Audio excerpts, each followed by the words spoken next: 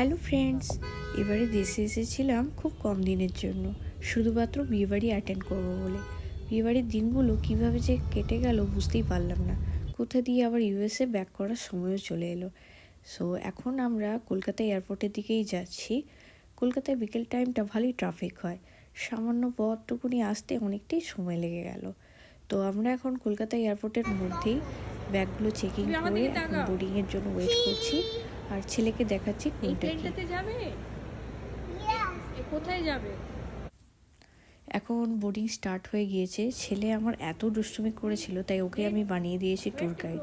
তো ও আমাদেরকে নিয়ে যাচ্ছে কোথায় কিভাবে যেতে হয়। No, that is a fan. I know this is a fan, not the engine. Finally after long wait করার পর এখন আমরা প্লেনের মধ্যে গুটি গুটি পায়ে আমরা এখন সিট নাম্বারের দিকে এগোচ্ছি। আর তোমরা যে সাইডের সিটগুলো দেখছো, এগুলো বিজনেস ক্লাস ফার্স্ট ক্লাসদের জন্য। খুব লাক্সারিয়াস ব্যাপার আছে। ডেফিনেটলি সামডে রাইড করব, প্ল্যান তো আছেই। কিছুক্ষণের মধ্যে প্লেনটাও ছেড়ে দিল। So bye Kolkata for now. খুব তাড়াতাড়ি দেখা হচ্ছে, সবাই ভালো থাকবে।